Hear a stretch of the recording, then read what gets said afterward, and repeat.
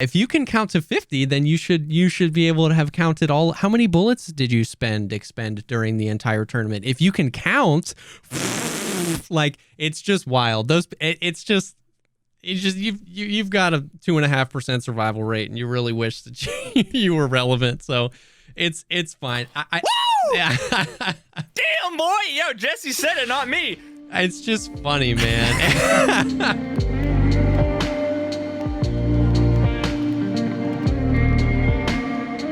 What's up, everybody? Welcome to the Pogcast, a show dedicated to talking about all the poggers things in life, like music, content creation, and video games, with a heavy focus on the first-person shooter Escape From Tarkov. I'm one of your co-hosts, Jessekazam, an Escape From Tarkov streamer, YouTuber, general content creator. And I'm Veritas. I'm role-playing today as a zombie from perfect. Insert zombie game here. Day V is my zombie game. Oh, there we go.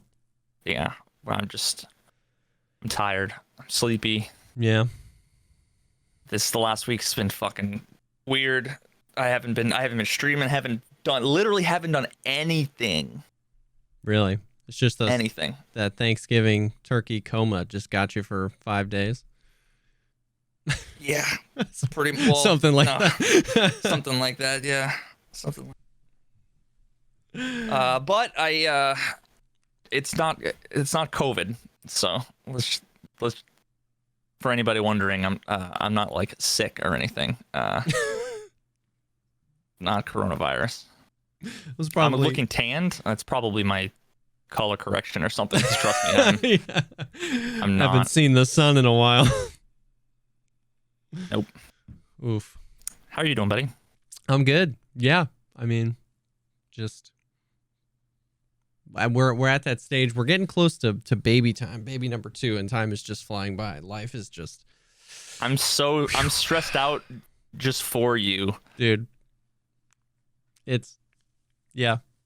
I mean, it's amazing, but at the same time, I can't lie or try and like think that it's an exciting time. Like it's so amazing having a kid, but I'm not gonna lie. The thought about like having a 3-year-old and doing this for a living and like how much I work and going into having another infant, like it's definitely gonna be stressful. I'm not gonna sleep for like 12 weeks, dude. It's gonna be rough. Dude, it's like thinking about going back into, like, if I went from right now into like senior year of high school, 3 different AP classes, internships, like final exams, like being put into that place, that stress and like just depression and anytime I think about, like, I mean, it's different because I, am not we're not expecting, so I know it's one of those different perspectives, like when you're obviously like in high school, you're excited because you're about to graduate high school, you know what I mean, but like just thinking about like, do you have the nightmares that I think a lot of people do, where it's you show up to class and it's like the last day of class and you've never been, but it's like final exams and you gotta sit down, you're like, I don't know anything, like, oh my god, I'm gonna fucking flunk this. It's like that whenever I think about having kids. Like that, to me, it would be like that for the next 18-ish years. I think. That's funny. I mean, I guess that's a good way to put it. It's just so like, it's just one of those things where you can, like, once you get in it, I'm sure any parents can say, is you're just like, you end up being so much more just like present. Like you just like don't have time to think about the future. You stress about the future more before you have the kid than after you have the kid, because it's just like there's too much in the present. Yeah, right? There's no energy or thought process left, and I'm sure that like changes because infant is obviously the most like time consuming being a parent is, and then I'm sure once I like my kid goes to school and stuff like, I'm sure that'll kind of ramp back in, but until they come home and then you have to help them with their homework, and then they have basketball practice, and then the cops are bringing them home because oh my god, bro.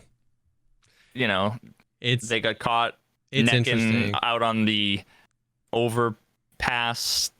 Yeah, kids still do that, right? Songbird necking on Songbird Hill on the overpass in the Model T. I didn't really live it. I watched a lot of Grease and Happy Days.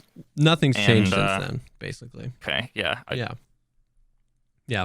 So I'm excited. I'm terrified. I'm tired thinking about it. Oh God. But it's gonna be great. It's gonna be great. It's gonna be great. And we're having another boy, so it's gonna be 2 boys. Hell yeah. Yeah. That's exciting. See, I'm like one of those weirdos where whenever I thought when I was younger, whenever I thought about having kids, I only wanted, as like a boy, I only wanted boys, I guess. Like, yeah. When it kind of makes sense. Like, if you are like a 17-year-old or an 18-year-old and you think like forward 20 years or whatever, like, all right, I'm going to have kids. Like, you just want a boy because you are still a boy. Like, you can't, I don't know, you just can't like empathize with like what it would be like to have the father-daughter relationship, because like if you have a sister or whatever, like you've never seen. How do I describe it? It's weird because growing up and then hitting 30 something years old like I am now, I have a totally different perspective on what it must have been like for my dad. Yes. Having me grow up, you know what I mean? Like, you get that other perspective, even if I wasn't, even if I'm not a dad myself. Yeah. Just kind of get an idea for like, oh, okay, now I can see, what it would have been like to work all day, come home, and all I want to do is fucking watch this old house. Can I just eat dinner and watch Star Trek Next Generation, please? And like, yeah, I dude, get it. It's weird. That is one of the weird things about getting a little older, is getting that perspective. I was talking to my dad the other day, and I was like, how did you guys let me get married when I was 19 years old? Like, you know what I mean? It's like, it's just, you just reach a certain point and you're like, it's just like, how did you guys let this happen? It's really weird, but. And then that just multiplies a bajillion times when you have kids, because the perspective. I mean, that's not even anything special about having kids. It's just like the older you get, the more perspective you have, and life just seems so much weirder and weirder the more perspective you have. But so it's been good. I mean, the older I get, the more I think about like, if I'm gonna have kids, and time will tell. I feel like I'd want like 1 or 2 daughters. And that's like it. I don't know why. Yeah. We want a girl. Like, I'm not sure why. We wanted a girl. I have 2 brothers. So we didn't have anything. And I was like, I think it would be dope to have like a daughter. But then we had the boy first, which we were super excited about, and then we're having another boy now, which it's just one of those things where it's like, it's just happening. And so it's like, we're super excited for our son to have like a brother to hang around with, especially since I had that like 2 brothers relationships. But like, we definitely want a girl. I don't know. It's before we had kids, it was like, we want like between 3 and 5 kids. And then you have a kid, and that's like, oh, okay. So I don't know if we're gonna keep going or not, but 3 to 5, dude. Oh my God. I'm so stressed out just thinking about 5 kids. I know, it's weird. I mean, although you must like hit a point where like 1 kid is it's like 100% of work. Yeah. 2 kids is probably like 130%. Yeah. 3 kids, you're back down to like 100%. I just feel like there's so much overlap, and then like 5 kids. Fucking bring it on, dude. Like 7 kids, exactly. I can only imagine. We know a few people that were basically like, after 3, you can't tell the difference anymore. Like, because they're like rotating in and out, and you're just making like prison meals just in one giant pot. You're like, I'm just doing everything in bulk. Everybody get in the car. We're driving, and I'm gonna drop everyone off where they need to be. Yeah, like, exactly. That's economies of scale. Exactly. So I don't know. But it changes moment to moment. It's weird. To be honest with you, one of the things I've known I've wanted to be longer than anything else was a dad, like a father. Like when I was 12, I was telling people I wanted like between 3 and 5 kids. Like, you know what I mean? It's weird. Like, I don't know why. I had a really good relationship with my dad, but like, I don't know. But then we had a kid, and we were like, we're never having any more kids. And then a year goes by, and then, you know what I mean? We're like, we should have more kids. And then I'm sure that cycle will repeat itself more times. But it's weird. It's weird. And it's been much more present. We're staring down the barrel. I mean, like, she's doing January, you know what I mean? And it's basically Christmas, and then it's just going to be here. You know what I mean? So it's been, it's been sitting on the shoulders a lot recently. Good luck. Have fun. Yeah. It's going to be good. It's going to be great. Well, I'll see you in 18 months. Yeah. But Tarkov, we didn't do a podcast last week. It was Thanksgiving. I was busy with a bunch of stuff. Sounded like you've had a super fantastic week of sleep. But weirdly, I sat down to write the notes for the show, and I was like, man, nothing's really happened. And the more I kind of got into it, not a bunch, but a few significant things have happened. We had the dev blog that we'll go through. We had the Twitch Rivals event, which we were able to be on the same team, and that was a blast for me. So I'd love to talk a little bit about that. And then you put out, I know we've been talking a lot and fleshing out a lot of your like getting Tarkov vids. You know what I mean? It's like the bonus features is like the podcast is like us breaking it down. And so we've had that. So there's been a little bit going on, but I figured we'd start with the dev blog because that's like the oldest thing. They did that before the Twitch Rivals event. That's when they like announced that to the public. And they talked through a few things. It was just like Nikita and a few guests. Did you see it? Were you able to see it, or were you okay? I haven't watched a dev blog in so long because usually what happens is I'm either streaming or something else is going on, mm-hmm. and then I'll usually have somebody will come in and they'll be like, "Yeah, this was such a disappointment again that whatever." Then I'm just like, I don't want to watch. I'll always end up with.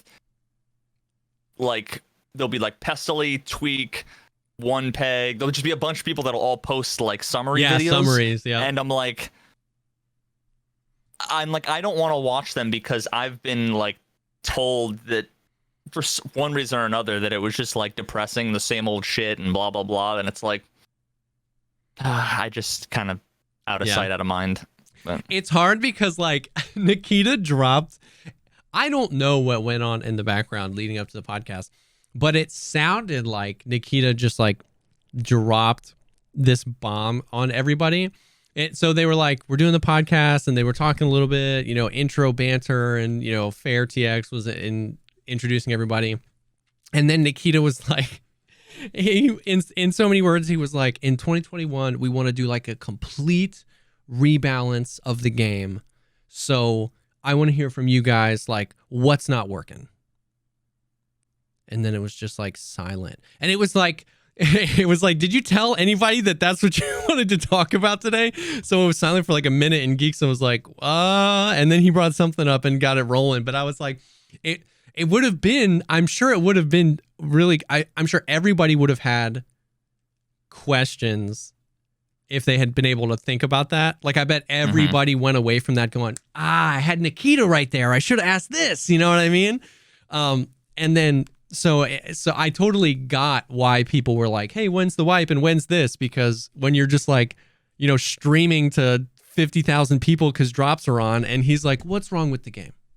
You're like, See, I mean, that's one of the things that, like, I feel like us as Tarkov content creators, like, need to do better about not like doing our homework, but like I've been on. I mean, you've seen how many fucking podcasts I've been on. You've been on, where I just feel like there's almost never any real critical thinking or discussion. Yeah.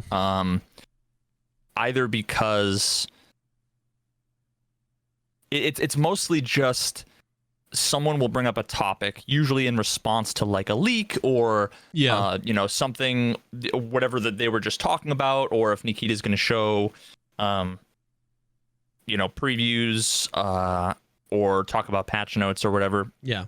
But it's never like, I just feel like the critical discussion almost never happens. And anytime I've always tried to bring it up, I always regret it because it just ends up getting usually misunderstood, I think, by some subset of either the audience or whoever else like the panel is. And I think I see what you're saying. I just think part of that has got to be like, I wonder if Nikita told them on the back end that that's what they never do. They were doing. Like, they never talks about that. Going into the podcast, you know what I mean? I'm sure that some people were thinking, hey, we're going to talk about the Woods expansion. And some people were like, ooh, we might talk about, the development, for 2021. And some people were like, maybe we're going to talk about, and then he's like, well, what's wrong with the game now? And you know what I mean? It's just like, if there was a little bit of, like, hey, this is what we want to talk about, I'm sure. I mean, you could come up with, like, pick literally any aspect of Tarkov right now. Just pick a topic, like something that would be a high-level Tarkov wiki category. And, I mean, like, I could come up with 15 different things that would be worth discussing. You know, like, okay, sure. Quests? Sure, I can talk about fucking quests and quest design and improving that. Skills? Talk about all the skills, talk about all of that stuff. Ballistics, sure, I can talk about fucking everything there. Player and player interaction, whether it's PvP or whether it's communications or teaming up or VoIP or team play. I can, like, we all need to be, I think, better about how informed we are on these topics and what are some of the, because where we're stuck, I think, as like a community is, there are the same like 7 topics. About like, for the longest time, what was it? Are we going to add the compass to the game? What are we going to do about hatchlings? It's like the same 7 netcode cheaters, busted, broken ass conversations that get nowhere without. And there's always been the same like 4 memorized, rote responses around like. Oh, well, this is going to be rewritten here, or what about this, or, oh, well, can we going to get rid of the gamma container? Can we do that? No, we can't do that. It's like, nobody has anything unique or original to say. And that's why it's always the fucking same thing over and over and over again. And that's it's a symptom of the same problem when Nikita says, okay, guys, feedback session. Let's talk about what needs to, and then everybody goes cricket, cricket, cricket. And it's like, I mean, I get being prepared is good. But then at the same time, it's like, how often do I talk to other Tarkov content creators and they're like, the game is in an okay state right now, and then there's never any deeper. It's just so reactionary, like. If could you get somebody, and could they talk about Tarkov and have it be an interesting conversation to the community as a whole right now? Like, how many content creators could do that? I think that's like indicative of a really good understanding. It's similar to like if you ever gave a talk or a lecture, or you had to do a presentation in school. It was always super easy for me, as long as I had a decent understanding. I didn't have to prepare anything, because I could just talk, but then you have the kids that like, weren't prepared, I guess, and then it would just kind of be like, you could tell, and I just feel like that's the community. Well, and I see what you're saying. There's almost like a side of the coin where, if you only exist in this community to play the game, you know what I mean, not to like for example, like people in the chat were like, trolling Aqua because he asked about VoIP. He was like, hey, can we talk about VoIP? And then, the chat just like erupted and like, oh, we talk about this all the time, burn conversation. And he was like, I'm sorry. And it was like, it was just one of those things where Aqua didn't show up to do like, hour and 17-minute videos on ballistics. You know what I mean? Aqua didn't show up to the community to like break down the code of the game and assemble it back and say, this is how we fix the game. Like, he's just a big streamer that showed up, fell in love with the game. And then because he's a big streamer, he gets invited to a podcast and then thrust with the question, what's wrong with the game? And so on one hand, I see what you're saying, where it's like people who are really here for the long haul, who want to make the game better, should be ready to do that. But maybe somebody gets asked that question and they don't care. They don't think about that. They just play the game, and then when they get tired of the game, they play another game, and then it's just but so like on the topic of VoIP. So VoIP has been something that has been talked about. It's something that has been simultaneously beaten to death. Yes. And also the surface has never been cracked. Yeah. Which is a very unique thing. We've talked about it so many times, but never gotten more than a centimeter deep. Because nobody has thought about it in a way that they think about VoIP. And in Nikita's head, VoIP it's nothing more than the ability to communicate with another player. But then the content creators don't think about it in all the different ways, like real ways in which it would manifest in the game. Yeah. There's a whole spectrum of it could be in the game and be completely useless. It could be in the game and completely ruin it. And then there's a whole bunch of things in the middle that like it could be fucking fantastic. Yeah. But nobody takes the step to think about like the simplest like hit the fucking ball out of the park response is, okay, in the past you've talked about VoIP. You've said how you wanted to implement it and maybe in such a way that would require you to like walk up to somebody and hit like the like the party up button and everything. Okay, I see why you would want to do that, but then like I would want to know if that doesn't completely negate like the 99% of the use cases in which I would want to use it, which is like I'm on the other side of a wall. We want to cooperate and make it so that like I can get face to face with you. Yeah. Without you shooting me in the face to enable VoIP. But that's the point of VoIP, is so that I can do that, right? So it's like, it's almost like, to me, you're adding the feature and ignoring the fact that like the way that you're building the feature, it ignores the importance of the feature. Yeah. And I would want to like talk about like that dive more. into that. Yeah.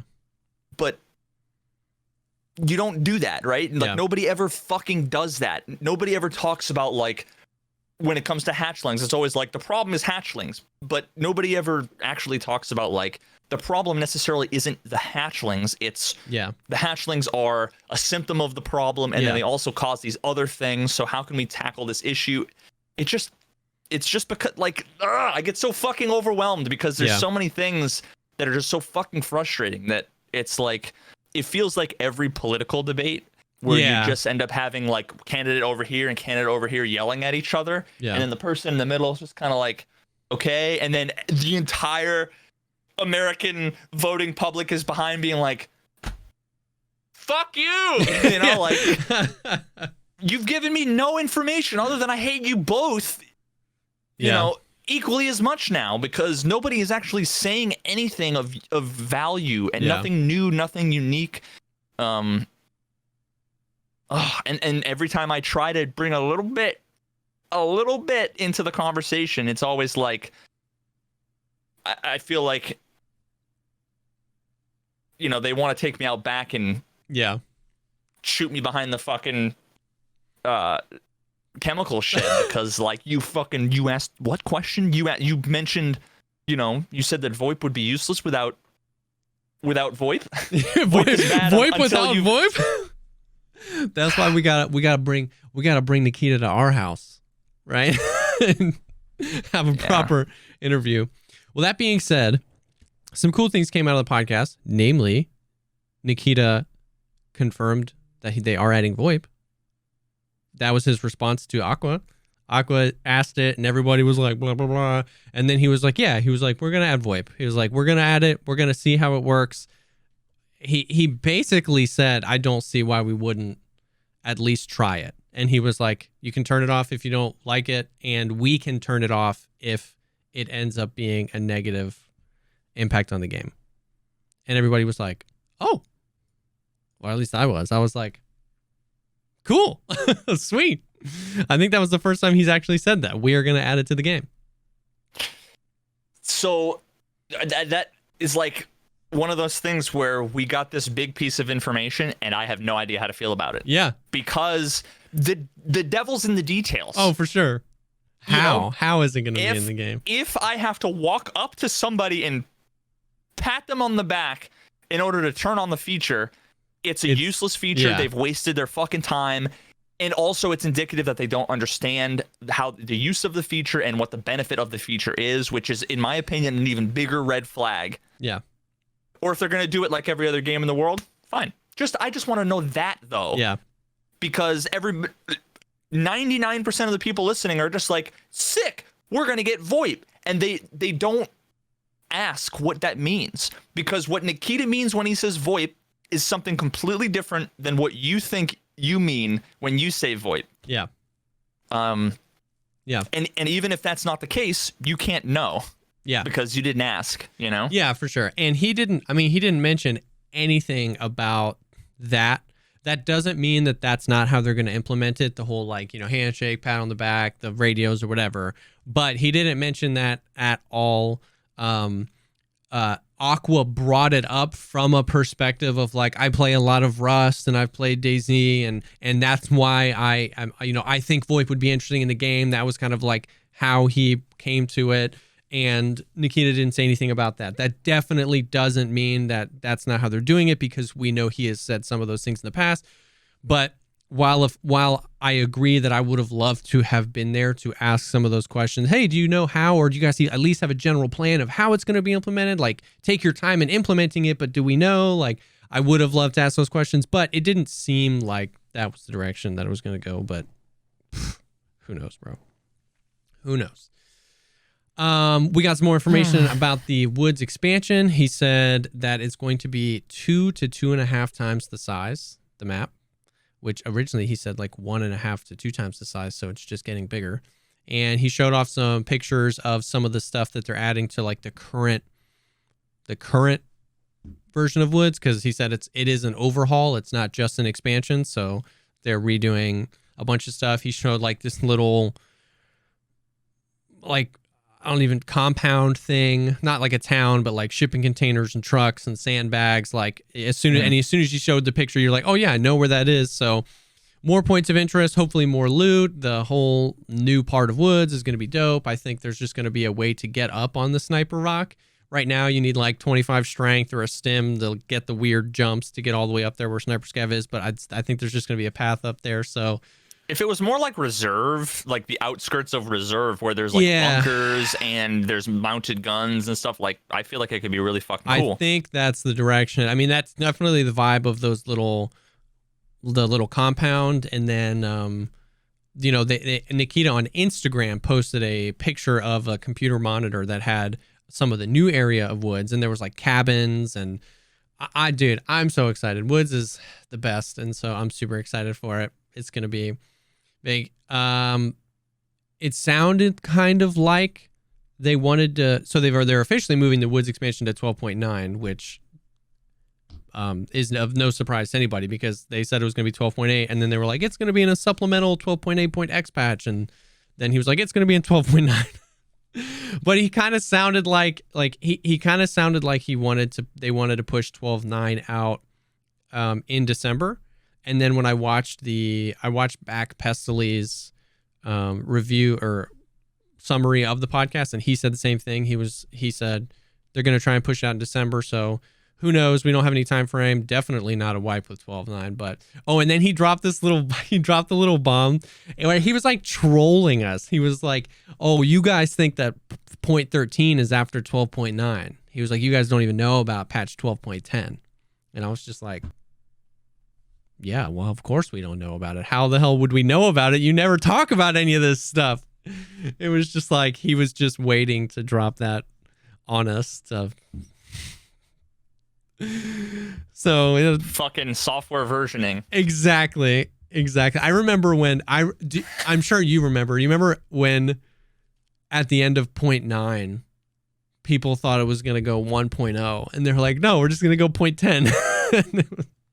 It was like, it's actually like, okay. It's one of those things that, like, you'll hear a lot of folks, they're very passionate about in the software world, like spaces versus tabs, like that whole bullshit debate and discussion is part of one element of that is versioning in software and how you go about it. So like the way that I prefer to do versioning is not like if I do 10.1 and then 10.7, 8, 9, I wouldn't want to do 0.10. Yeah. I would have started with 0.01. 0.01. That's what I was gonna ask. When. Yeah. Yeah, I don't know. I actually need to look into what they've done with the versioning. If they've like followed, I think they have done a pretty decent job. Because usually what happens is one of the things that a lot of people forget, because we talk about it like 12.8, 12.9, is that we forget that there's a 0 point before. Yeah. It's 0.12. So we could have 0.36.7. Like there's technically like an infinite number of numbers in between here and 1.0. Yeah, exactly. We're going to be on patch 0.98.7. Yeah. And typically like the there's usually 3 numbers in the versioning. There's the major version, the minor version, and then revision. So the major is the first number, like 0.1, 0.2. So the 1 is the minor version. And usually the revision is typically just fixes, patches, minor things, usually bugs, or super small features.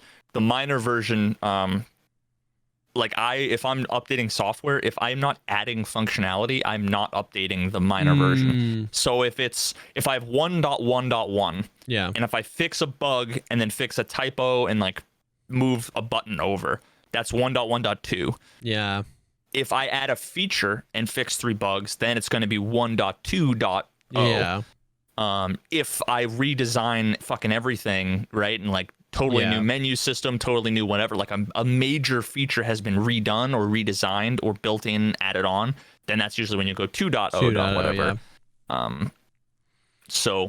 But he was basically just like, it felt like more of a reminder that you know nothing.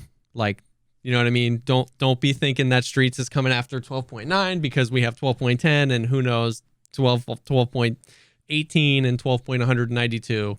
And it was like, okay, Nikita. Of course, they talked a little bit about Streets of Tarkov. A lot of the Streets of Tarkov conversation has been initiated by Nikita as of recently. There was a while now where everybody was asking about it, and then recently, like, they showed that trailer at the Game Awards thing a few months ago, and they've been talking about it. He said that they hired a bunch of new level designers to work on it. I guess they're getting into the flow of working from home, and I was talking to a buddy about, like, hopefully through the through COVID, like if things can, like, over 2021 start to return to normal, that like a positive of this is that potentially BSG has learned a lot about remote work, you know what I mean, and could potentially like incorporate that better in those flows. But he said they've hired a bunch, it's something like 30% more level designers or something dedicated to be working on Streets. He talked a little bit. Which could be, if you don't know the original, then that could be, they've added one more, like they hired Joe. They only had 3. If they had 3, I don't know. I think it was a fair few. I mean, I don't know. I don't know. I'm guessing that they hired like 6 or something. Yeah. Who knows? I mean, that's a lot of fucking people. Yeah.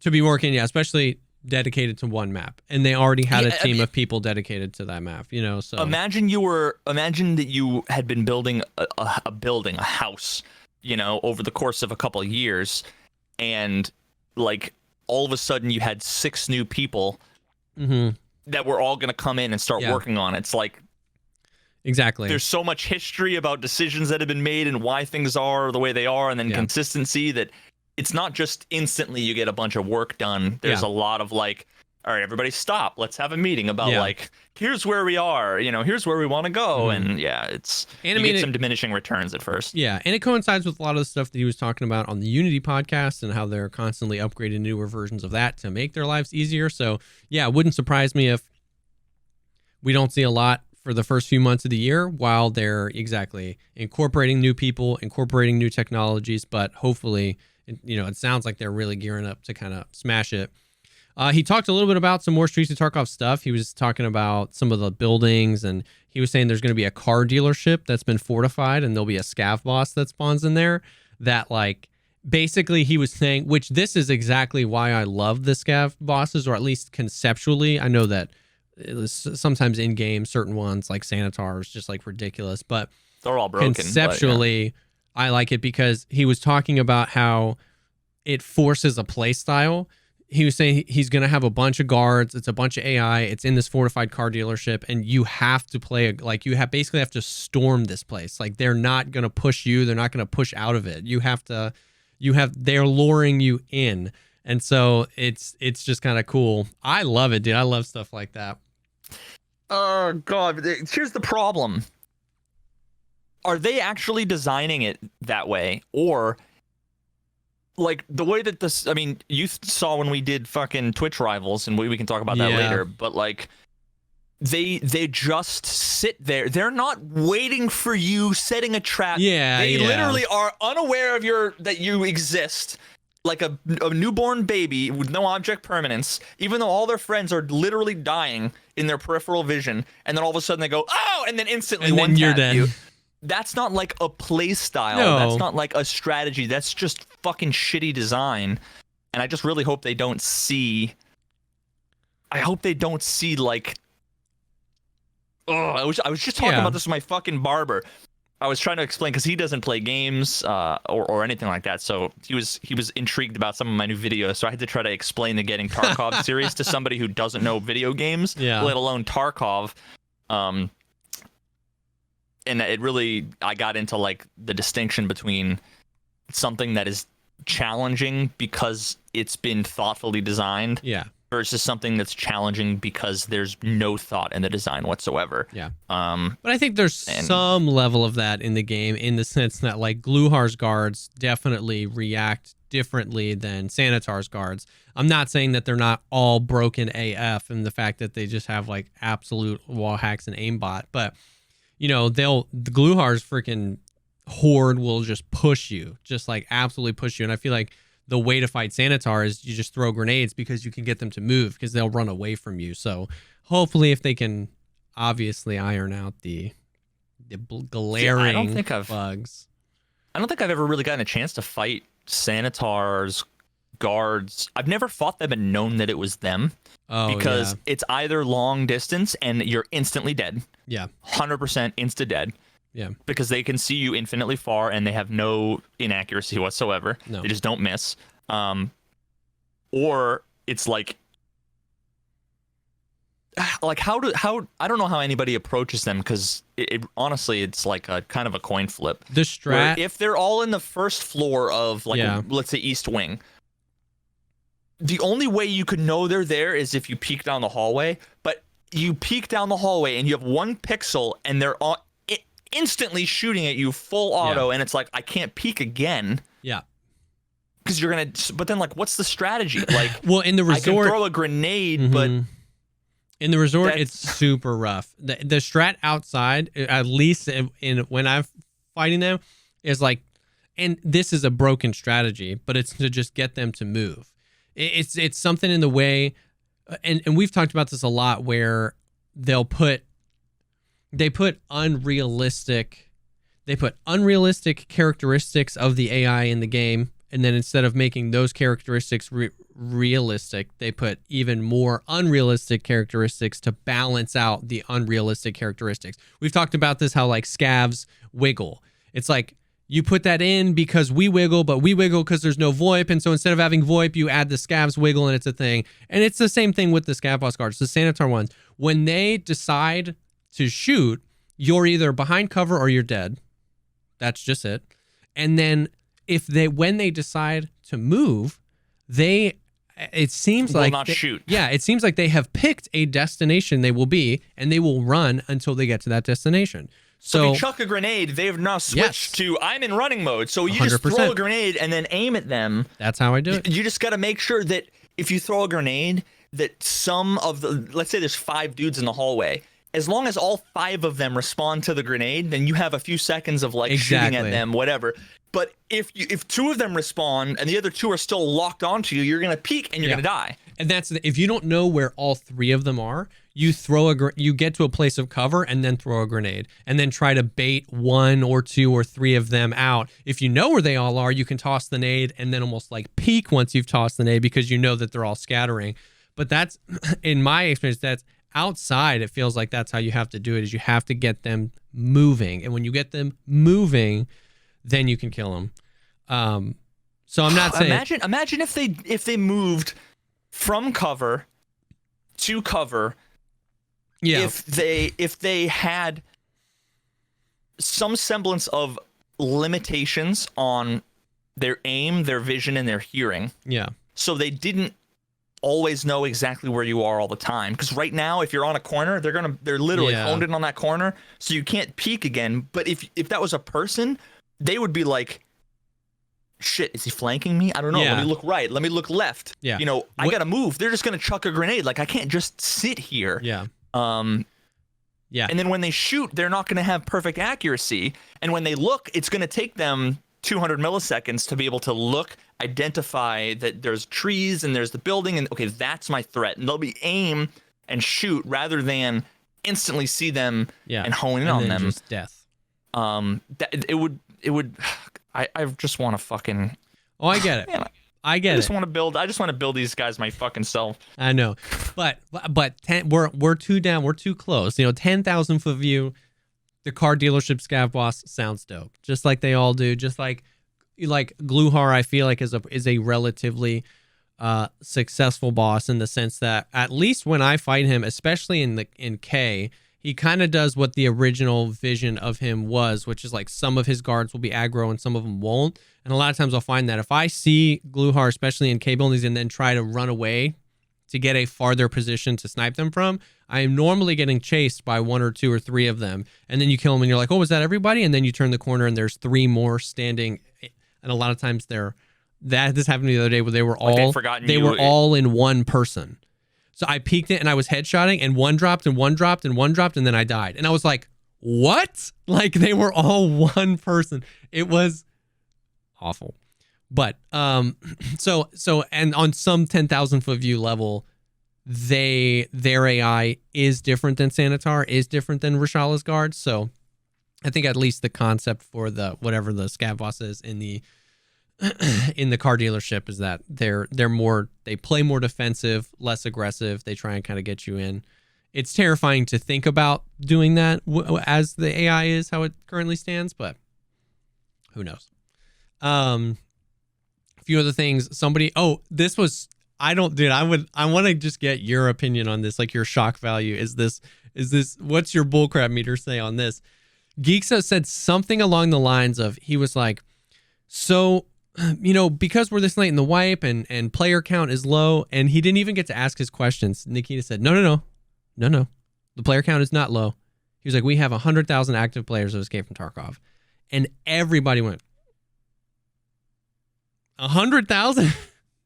But that was just a super interesting number that apparently that there's still 100,000 active players. Let me put on my architect of an analytics global system here. What he's saying could be true and still mean completely different than what I want to know is how many people are doing 3+ raids per day. Yeah. That is an interesting metric. Even maybe 2+ raids, I don't know. But the thing is that I bet you that number that he's quoting is probably an astronomical amount of people who log in, collect their bitcoins, do a scav run, and then log off. Yeah, I mean, it's true. Now, here's the deal. And it might not even be that he's like being dishonest, because under the covers, usually what happens is you have like a last active date on a user account profile, and anytime you do anything, it does the last active date. So if I was an engineer and my product manager wanted to say, how many people have been active today? I would go and run a query to say, okay, on the database, give me the total number of people where the last active date for the last 24 hours is or the last active date was within the last 24 hours, and that will give you the number of active players in the last 24 hours. That is someone logs in, picks up their insurance, and logs off. Yeah. That is not a player playing the game. That's true. So the fact that I really need to fucking get like a data scientist.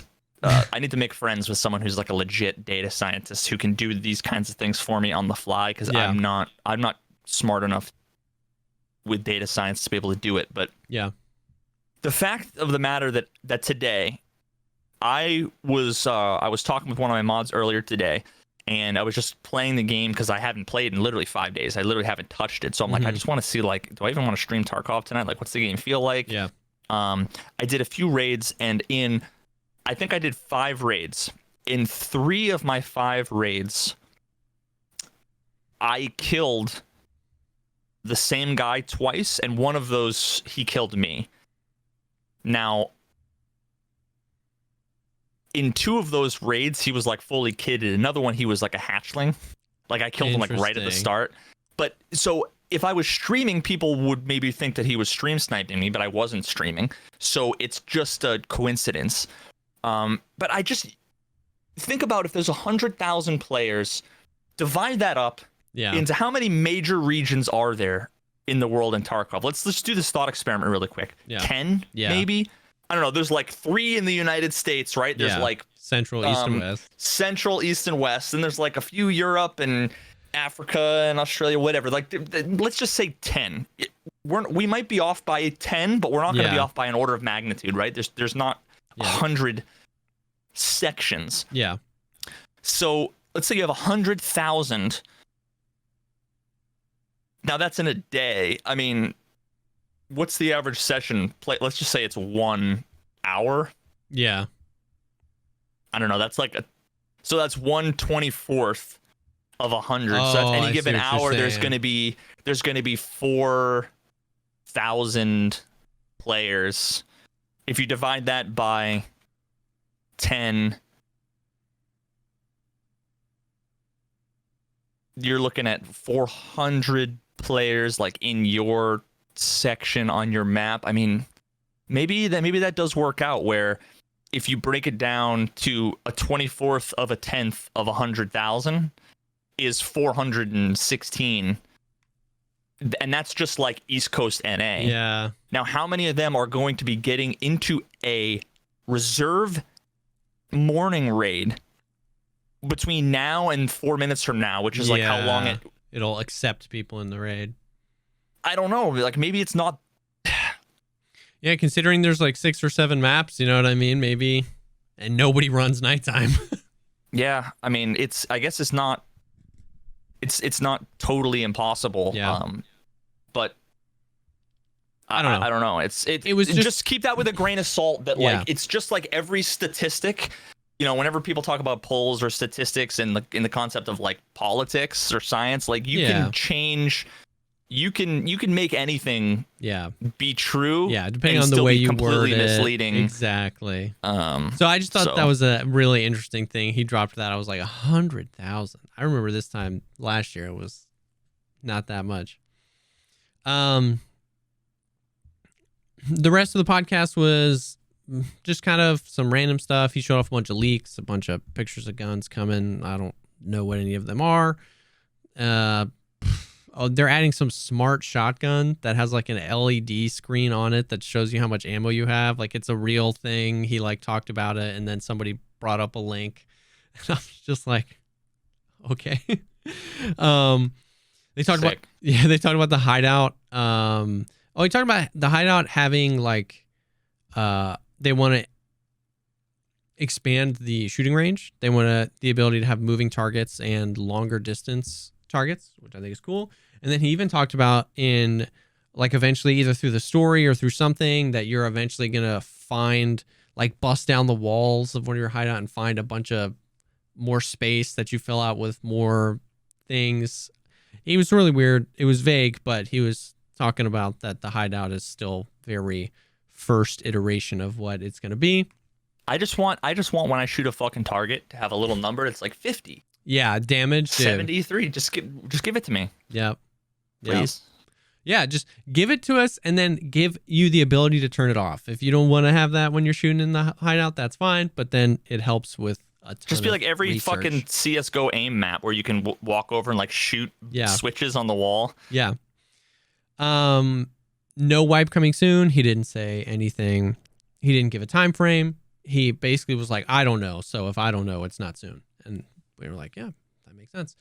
And then, so basically he kind of made it sound, this was kind of the last thing. He kind of made it sound like the two big pillars for 2021 are getting out point 13 with like Streets of Tarkov, the interchangeable plate system and stuff like that, and how that's, you know, everything he's always said about that's the foundation for the storyline quests. We got to get Streets in there and all that stuff. And then he was saying, he was like, we want to do, and that was kind of when he dropped the bomb on like, well, you know, what's wrong with the game, everybody? And nobody really said much of anything. He was talking about wanting to do a complete rebalance of the game. And the way he worded it makes so much sense, where we've just been stacking Legos, right? We've just been adding features on top of features on top of features. And then when the community freaks out about something, they'll maybe change something or whatever. But he was just basically talking about, now we want to go back and how are all of these systems and all of these functions working together, and how can we make them work together better and smoother. And so he was saying something about how there's going to be like feedback. I don't know if it's in the emails or in the launcher, but he was talking a lot about wanting feedback from the community, and they're going to do that a few different ways. But I just thought that was interesting, because that made sense to me, at least in my brain, that it a lot of times these features do feel abrasive, and a lot of times on the podcast we're talking about how like this makes no sense with this, or it kind of makes sense but it doesn't make sense in this way. And the sentiment was that they want to make it all fit better and just kind of rebalance everything. So that sounds good, I guess. Agreed.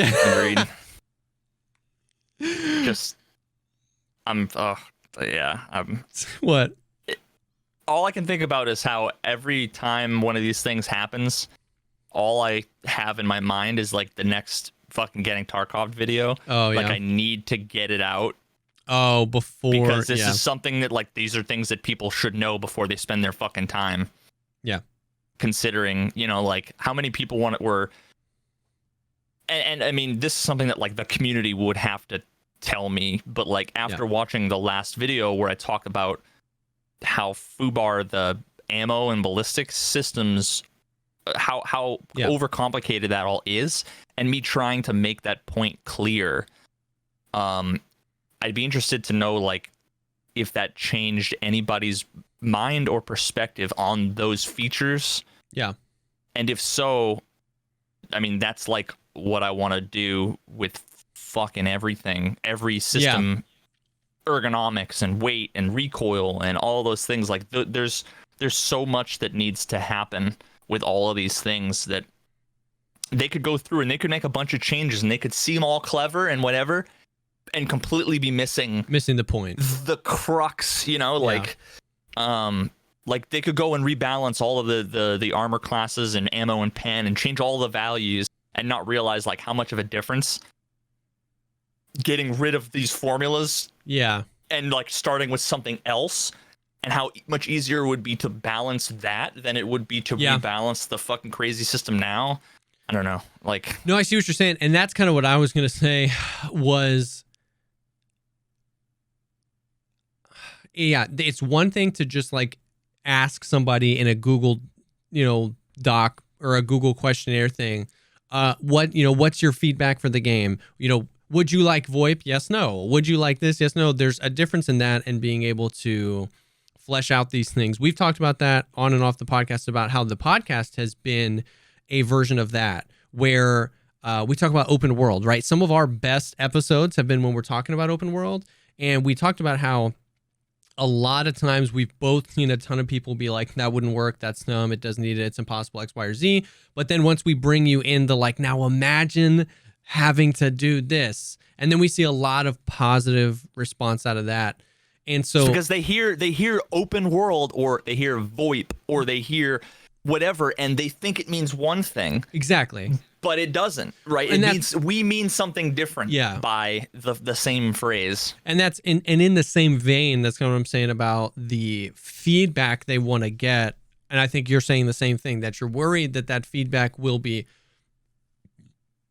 lost feedback because it's not coming from people that have fleshed out what a system could actually be or could do, or they haven't been given the opportunity to see what that system could be. And maybe that's what they're trying to do with the early test servers. I don't know. But yeah, it's just, we've seen examples in the community already of people kind of having an overwhelming opinion one way, and then, X, Y, or Z happens, and then everybody goes, oh, maybe that's not as bad or something. So it's a dangerous thing. I don't know. I mean, I don't want to get into the semantics of like how games are made or whatever, or what's our responsibility and what's their responsibility. At the end of the day, they should just make the game. But it's just, we talk about this all the time about how if you're not really not educated, but if you're not really thinking through your opinion and why you hold that opinion, then it's not a very valuable opinion to give feedback on. I completely agree, and I can see it happening like literally right now in chat, where it's like all of the people, everybody right now is debating having a player like indicator, like a dot or whatever, and this is actually something that I've recently changed my mind on, and I'll talk in detail about this and hopefully change some minds in my next, I don't know if it's going to be my next or the one after the next Getting Tarkov video, where I want to talk about two major topics, and that's immersion and realism. Ooh. And to what extent both of those things are important, and why they're important. And it's like, if you were to talk to most people in the player base right now, I think most of them would say that having a dot above your player would be silly, because not having it is what makes Tarkov hardcore. And it could be solved with simple communication, et cetera, and they, and on its face, those things seem reasonable, and they seem like they're critical thoughts.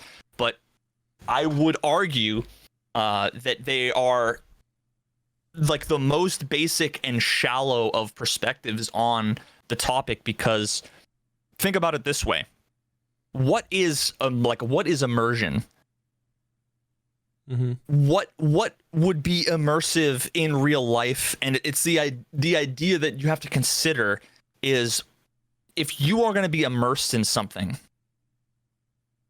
are you plucking your brain and your body, and are you putting yourself in the position, or are you taking yourself out and putting it in someone else's brain and body, and you're role playing as somebody else, right? Like, if you put me with a gun, an AK, in a bush in the middle of Russia, first of all, I'd piss my pants. Yeah. Second of all, I'd cry and for mommy, and I'd try to text my wife and tell her I loved her, But I'm not me. When I play Tarkov, I am a well-trained military contractor. Yeah. In order to be immersed, I need to be the game succeeds if it makes me feel like I am a well-trained person who can improvise in a situation and survive. Yeah.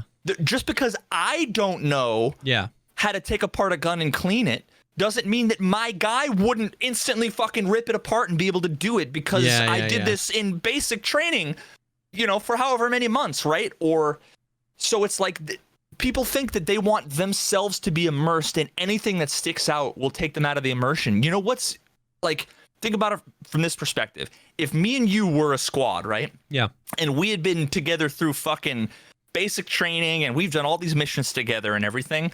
if we're going in together, I know how you move. I know how you smell. I know how you walk. I know how you look. I know everything. I know the ins and outs of what our mission is and all this stuff. Yeah. What's not immersive is when I turn and I see 4 people with the same exact face.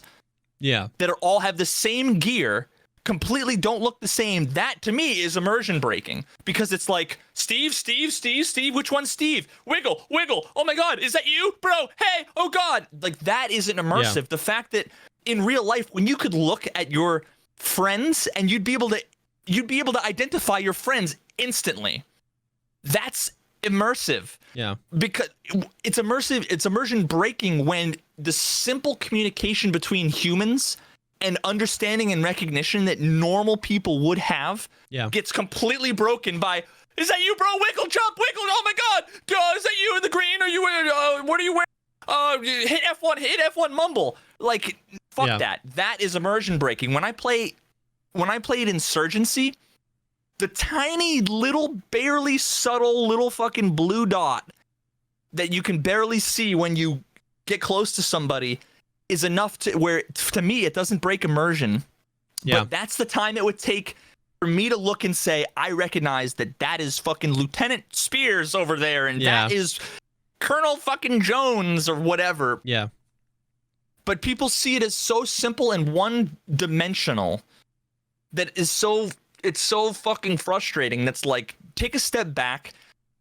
I know you've put your stake in the ground and you've made up your mind as to what this game needs to be about, but just fucking be honest with yourselves and stop coming to the conclusion that you and every other streamer that you've ever heard have come to, and you put your foot down and think for your fucking self for once, please, community. Like, just try to think critically, take a step back and say, what is immersion? What is realism? Yeah. What's realistic? What are the things I like about Tarkov? These 7 things. Cool. How many of those are realistic? Yeah. Probably not many of them. Probably not many of them, yeah. You know, how many things are good for the gameplay, good for the design, good for the balance that aren't realistic? But, you know, there's just so much to look at that. Yeah. Just do me a favor and use your fucking heads, please. And I can definitely, like, overwhelmingly agree with that sentiment about immersion. And I had never put it that way, and I had never had anybody put it that way to me about, you have to remember that, like, you're successfully immersed when you feel, when you, the player, feel like an experienced military contractor, because that's who you're playing. And so there's a lot that kind of opens up a whole new door of that conversation. You know, the simplest things, you know what I mean? Having to inspect an AK, you know, before you can pick it up. Like, I feel like if I've spent 13 years in the military, I would know what that was. You know what I mean? Stuff. So there is definitely an interesting conversation to be had there. I think maybe another time I would love to, because we've talked about this a lot too. I love being wrong. You know what I mean? And being shown a different perspective on things. The dots, like the player indicators, that's an interesting conversation. I've always dismissed that conversation. I would love to have that. That is an interesting conversation, because some of my favorite moments, I actually just posted a video to my channel today, and it was a breakdown of a fight I did with a duo, and the title of the video was the best way to kill 5-mans or something like that. And it was me and a duo, and it was one of my favorite fights because we just like systematically eliminated all of them with very little communication, because of how much we've played off each other, and how I knew where he was, and we were doing really good comms. And I just felt like we were able to put that team in a position where they were constantly asking each other what was going on. And I feel like you're rewarded. I felt like in fights like that, I'm rewarded for knowing where my teammate is and communicating effectively, and I'm rewarded for putting them in a position where they're not sure if it's one person or the other. Whereas that fight would have gone very differently if they all had the dots, because they're not having to communicate to each other at all about like, hey, I'm wrapping this way, or I went back here. They can just shoot anybody that doesn't have a dot. So I'm definitely not saying so that's interesting though, in that like, okay, so let's have an interesting discussion. Someone also brought up the idea of like being able to see indicators through walls and how like that would be unfair for team play. Like, I totally agree. That's why it'd be a really cool fucking discussion. Yes, absolutely. To have about like, how can we make it so that it's fair? Yeah. And also realistic and also practical. Yeah. And also still hardcore. Because like, if it just so happens that your teammate, because there's only 7 helmets and 9 armors in the game, if your guy is flanking, and he's up behind, and he comes up behind the guy, it's like, but you're wearing the same helmet.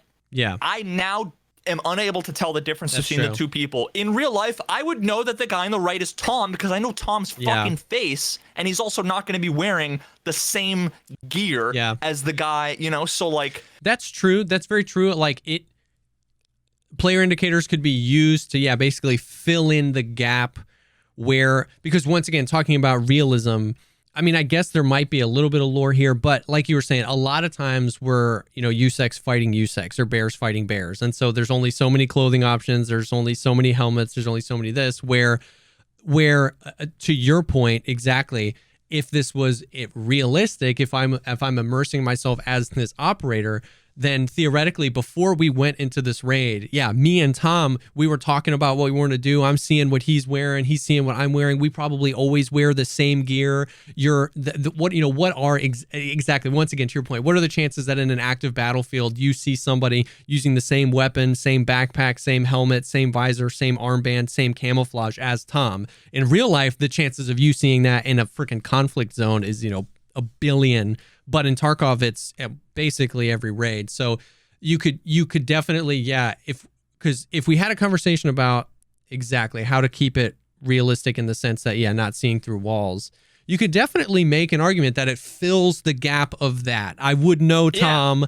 I would know Fred. Think about how many other features are like that, in which...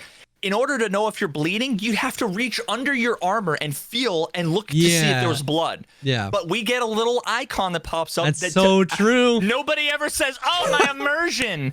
Dude, the fact that you jump off a thing and you break your leg and you pop a painkiller, now you can run and it only does a bit of damage. No, that doesn't break my immersion at all. The fact that you know exactly how close you are to death at all times. I have 27 HP. I have 27 HP. Like, there's just so many other things that nobody bats an eye at. That imagine if I had said, imagine Tarkov that didn't have any sort of HUD interface to tell you where you're bleeding, where you're hurting, and it was like 9 more steps to figure out every little thing. And then all of a sudden I said, imagine if, like, when you were bleeding, a little icon popped up that told you that you were bleeding. Oh, no, you can't do that. You're fine. Fucking immersion. We don't get a little pop-up that tells... Okay, then let's fucking take it out. And, so how else are you... You can't communicate... Like, how are you going to communicate it? Because unless you wear a full haptic suit that sprays liquid that you have to feel, like, until we have that, we need a stand-in. There needs to be a proxy for... something.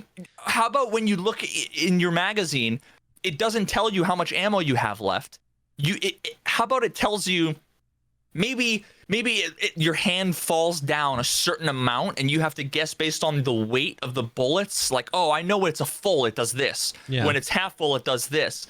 Like, no, that's fucking ridiculous, right? Like, you need to give me some amount of information to communicate the information that I need to know, that I would know if I was there. And the fact that I don't, it breaks my immersion. So this is just one more extension of that. And that's a great example that you brought up, because I feel like the check mag mechanic is one of the best representations of that, where, like, I used to tell that to my friends to try to convince them to play Tarkov. You know what I mean? Like, it's so realistic. When you, like, check, your magazine, it doesn't tell you have 22 bullets in it. It says, almost empty. And that's a great mechanic where it's like, exactly, you can't be expected as the player to just remember how many bullets you've shot and know that, this mag's probably half full. But at the same time, they didn't want to make a game where you just, constantly reload. So they found a happy medium where you can check your mag. It's going to give you some information, but you still have to be responsible to do that. And that's a nobody's ever complained about that. And actually people have used that, like me, as yo, that's what makes this game cool. So that being said, yeah, it is taken for granted for sure. That being said, that experience can be applied to other things. Bro, you're definitely, I love this. This is so good because it's so easy. It's so easy to forget that stuff. Yeah. It's wait, the thing up in my top left has 2 little blood dots. So that's a heavy bleed. The fact that nobody complains about that being immersion breaking. I'd like to think that you're peeling back the onion of Jessekazam here. I'd like to think that my argument against the player indicators was more intricate than it just breaks my immersion.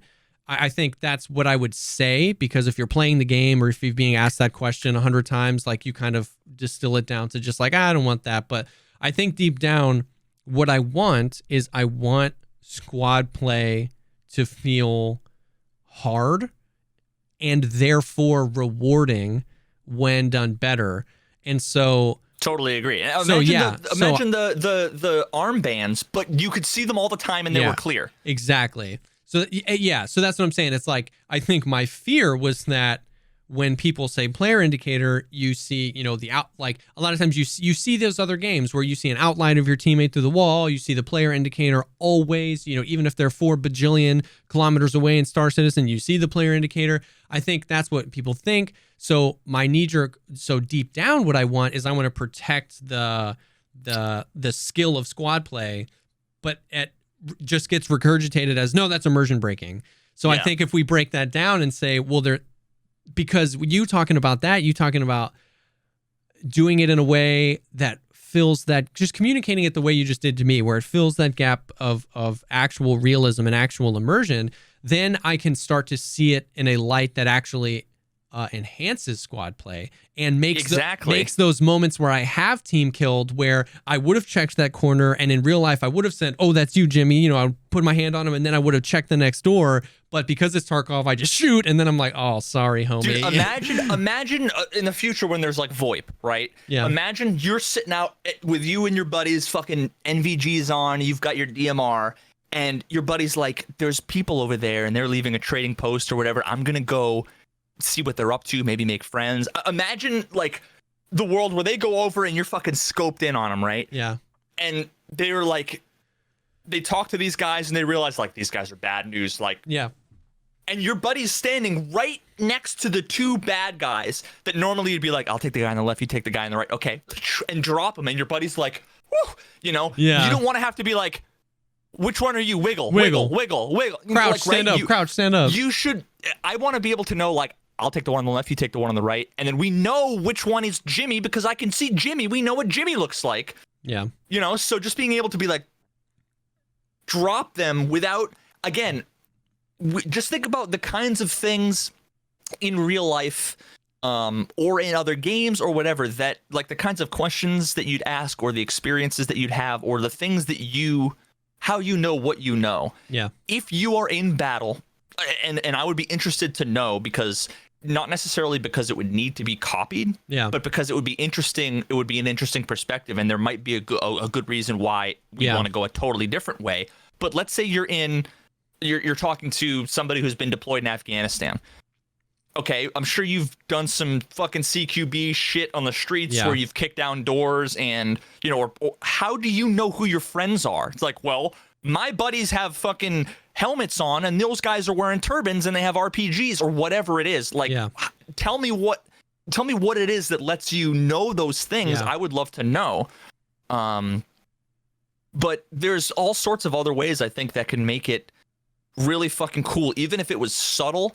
If it was subtle, not unfair, let's just say it was a tiny little light, an infrared light on their fucking shoulder that just blinked every now and then or whatever, super, super subtle. Yeah. And it was you could only see it when you were in line of sight with the person. So if they enter a building, you can't see it anymore. Yeah. But like if they pop up through a window, you would be able to see it. You know, like I don't see how that would be immersion breaking. Yeah. And also not OP, and also not be rewarding for team play, and you know, whatever. And that's an important thing, is because an important thing to say is that it would obviously have to be done in a way that would make squad play OP. And I don't think something like that something very subtle and something very that relies on line of sight, because as a solo player, that wouldn't really change the advantage you have at all. You know what I mean? Which would be break line of sight and try to get them to break line of sight. Like if you can draw some of them out, or if you can throw a grenade and get them to split, you can still confuse them. You know what I mean? You can still be effective as a solo player. So, yeah. Like if you're behind a bus and your buddy is with two enemies and all you see is the feet, I would argue that maybe you can't tell, right? Maybe you can't, because you don't get to see, you don't know their boots well enough, right? So maybe it's only like you only have to see their upper body, you know, because it's a little flashing light on their shoulder or whatever. I mean, literally this all changed for me in an instant when I played Insurgency the other day, because that game had a million elements to it that was like, holy shit, this game is so much more immersive than Tarkov, just because of a couple of features it had, between the way that they implemented the VOIP, and the sound design. Those two things, I was infinitely more immersed than I think I'd ever been in Tarkov. And yeah, like there's so many other things that people say, that it makes it not hardcore or it makes it not immersive, that I think that people mean different things by those words now. Yeah. Like they see HUD elements as hardcore and not immersive. Sorry, HUD elements as being not hardcore and not immersive. But it's like, it's kind of like what I talked about in my Getting Tarkov video, where I was talking about how hardcore is, it's like Mother Nature, how it doesn't hold your hand, but how like it follows rules, it's consistent, it's not capricious, it's not there to like the lightning bolt doesn't strike you 1 out of 3 times. It strikes wherever the fuck it strikes, and if you're unlucky enough to be standing there, it sucks to be you. But you know, Tarkov is, I'm hardcore, I'm gonna make it so that, you know, if you guess the wrong number 1 out of 100 times, then you fucking die, right? That's not hardcore. That's shitty. So people just need to rethink what they mean when they say hardcore and what they mean when they say immersive, and because most people, I think, have problematic definitions of the phrases. It's not like the expectation is that if we all had accurate I don't know what I'm trying to say. The expectation isn't that if we all actually had accurate thoughts about what immersion and what realism are, that we would all agree. Like, that's okay to just disagree about certain things. Yeah. But so it's not like one perfect Tarkov would emerge. And that's not what you're saying at all. It's just that it's hard to have these conversations when people when their arguments against them are so surface level, or when they're unwilling to think deeper about it or have conversations about it. So, that's interesting. I mean, I freaking am definitely thinking a lot more critically about stuff like that, even talking about it. And it is mind blowing how much we take for granted in game. Just like exactly like you said, any HUD element is considered to be so anti-immersive, but when you think about it, there are quite a few HUD elements in Tarkov, and those HUD elements, I'm thinking through them all right now. All of those HUD elements are good because they represent a filling of the gap between me being a PMC in Tarkov and me being a gamer playing a video game. When I'm shot, a human being would understand immediately that they were shot in the leg because my leg hurts. You know what I mean? Yeah. Ow! But that wouldn't make Tarkov more immersive and more hardcore to completely remove that thing and for you to just start wrapping random appendages of your body until you got to the right one. You have to know, you have to have a system where you can tab in and check what your health system is. You have to have an indicator up in your top left to see, oh, it's my leg, which you can actually remove that indicator too. Just like with the like stamina, right? You know what I mean? A PMC would just not be able to breathe anymore. So they would slow down and stop running. But if there was no stamina bar and you just ran until your dude went into cardiac arrest, like that wouldn't be just hardcore realism either. So the HUD elements that exist to fill in the gap between I'm trying to make it as immersive as possible, but you're obviously not in Russia. You're not an actual private military contractor. So let's fill in that gap to give you the information that you need to know. So when you look at it through that lens, it kind of breaks down a lot more of, or at least for me, I would hope for other people, but for me, it opens up at least the ability to think about critically some other HUD elements that could assist in the experience, but not detract from it. So I don't know. That's interesting. Yeah, there's I'm trying to figure out if I want my next episode to be about open world and that whole thing, or if I want it to be about they're two totally different. One is like involves a lot of research and writing, and another involves a lot of like designing. Yeah. So they're like two completely different amounts of work. I can only imagine. But now I feel like I'm just as passionate about this whole immersion and realism thing than I am about the open world. Yeah.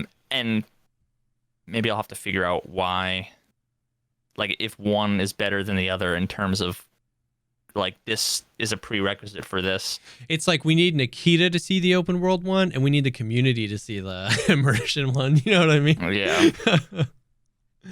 I hate that I feel like I've got these like these trains are leaving the station, and if I don't get my video done, then they're gonna forever leave the station, you know, and I'll never get a chance to.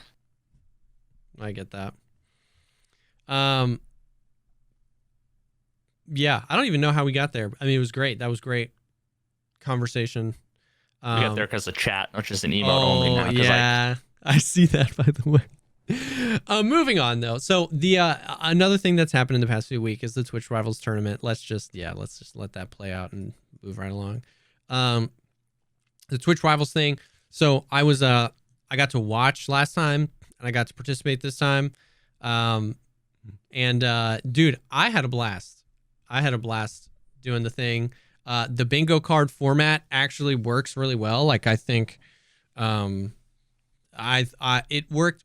When I watched it last time, I was surprised at how well the bingo format worked. And then participating in it, I felt like it was good. I felt like it had room for a good amount of strategy beforehand, but then also, you know, improv and trying to get stuff done.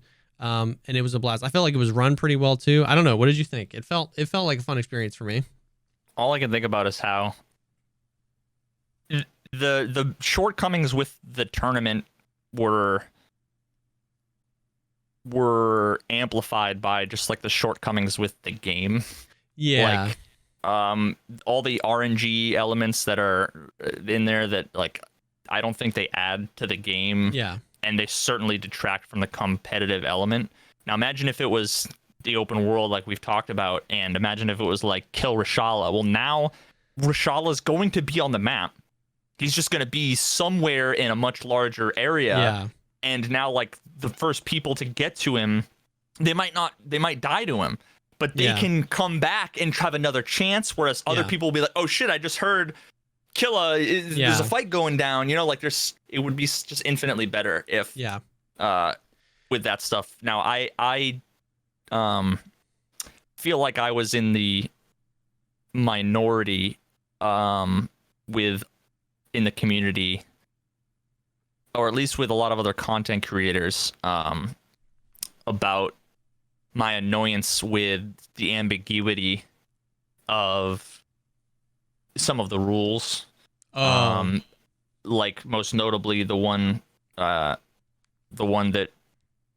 hit Landmark and Yeah, those the 50 guys' team, scabs. because it also hit us. Yep. With yeah, it still blows my mind that like people want to defend. Like I get where the defense is coming from, but here's the way I look at it. If I was designing the competition,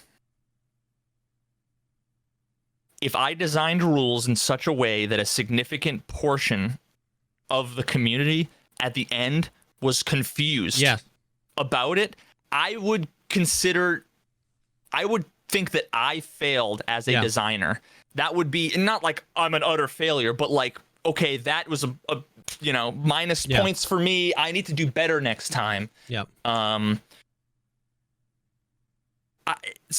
If you have a rule that, even if in some fine print in one document, it clarified, it just doesn't. If everybody's confused about it, I have a higher standard of quality than I think a lot of other folks have, I guess. No, I thought the same exact thing. I was like, if you've got 100 people competing and 99 of them, it not just are confused about a rule, but actively all 99 of them actually think the rule means X. You know what I mean? It's not like we were all wondering. We all thought we all knew exactly what it was. And we're talking down to the last. Not all. Well, I guess not all. But like we're talking. There are lots of people. Like when I talked to Pestily about it, Pestily was like, "No, I totally get it. Like it's if you didn't get it, then it's your fault." And it's like, I accept that there is like that it's not 100% on on the people who made the rules of the game. But I'm just saying that if I was the one that made the rules of the game, I wouldn't be able to sleep with a smile on my face at night by saying, "Oh, if you didn't read this one subset of this one thing, and it was confusing to you and the people who were in the EU tournament, and at no point after the EU tournament did we explain the confusion that we knew was evident from before, we never clarified or changed it, then I failed." And so that's just the way that I look at it, is if it was me, I would consider that I would have failed at my job of running the tournament and creating the rules. So which, if anybody, that's why I think I'm okay by saying I think that they failed. But it's not like the biggest fucking deal in the world. No, and I didn't lose any sleep over or anything, but I mean the rule was, for anybody that didn't know, the bingo tile was one of the teammates has to kill 50 scavs, and the only real indicator you have to go on how many scavs you've killed is when you tab and you go into the character info and you can look at how many scavs this account has killed. And we didn't know. The wording was so specific. It was and I don't think we have access to the stuff anymore. But it was essentially on the card, which is what we were like looking at. I wasn't looking at the Excel spreadsheet after the fact. The card said one person must get 50 scav kills. It was effectively that. So how would one go about, like, let's take this step by step. How do you go about determining in a game like Tarkov what your progress is on a skill like that? How would you? I mean, you would just like, think about some of the other things that we had to do, whether it was like get PMC kills with dog tags, like how. I mean, if there's any sort of physical representation in the game, like a dog tag, then you can use that to count. But if not, we use the character screen for a bunch of stuff. Yeah, and so many other people in chat are saying now, just like they did that day, still blows my mind that anybody says it without like they can just type it and write like ... and think that it's like a meaningful question. Yeah, I think that they're like super smart because they put ... at the end. Just count the scav kills. Holy shit. Well, how about when you don't know? Yeah. If who you killed was a guard or a normal scav who just had decent gear, or when you shot the guy from across the map in the knee, or you threw a grenade and you don't even know if you killed a guy. Exactly. Like, so there's so many ways in which you can not be sure if you killed a raider or a guard. Mm-hmm. But again, everybody's looking at it from after the fact, where everybody said, you guys knew that guards and raiders, they didn't count. Okay. Mm-hmm. Well, I don't have a guards and raiders number that I can subtract. Exactly. So it's not like I have the information, even if I have the information. Yep. You have an ambiguous rule, and then you give me something that says scavs killed, and there's a number. And then I look at the bingo card, and it said, kill scavs. Get 50 scavs. You know, it's not unreasonable to think that you would be able to use one to track the other. And if you disagree, fine. Yeah. But please never design a tournament. Yeah. Ever. Please stay away from any design that ever could involve any amount of somebody winning money, whether it's for charity or not, because you are an incompetent designer. Yeah. If you think that it's not confusing, then you're the type of person that puts a push plate on a pull door and then puts push on a sign on the sign. Door. Yeah. And then it's like, well, the guy in front of you pulled it. Why didn't you pull it? Yeah. Well, the door indicates this, and it's not unreasonable. I was on the phone. I wasn't paying attention. Like, be a fucking realistic person and put yourself in the position of someone competing in a shit show competition where I got to check 17 spreadsheets and have 2 other Twitch streams open just to look at the bingo card and have a Discord open. Yeah. If they did it like Sigma, there wouldn't be any fucking question because she knows how to run a tournament. Yeah, her stuff crushes. And the thing is like, I would love to, everybody that thinks that they would have won, you know what I mean? Everybody that thinks that they just would have counted, I would have loved to ask all of them, like, prior to this, because there is a counter in the character screen that's like, so it's like so triply confusing. There's scavs killed, and then there's bosses killed. But scav guards count in the bosses and in the scavs category. And raiders don't count in either? Yes, it was something. So anybody that thinks that they would have done it perfectly and had no problem, I wish we could go back 2 weeks and pull up the character screen and ask them, okay, if I kill a raider, which of these is it going to go in? Like how many do I need left? We all learned this after the fact, and then became. Ask them now, and they won't know.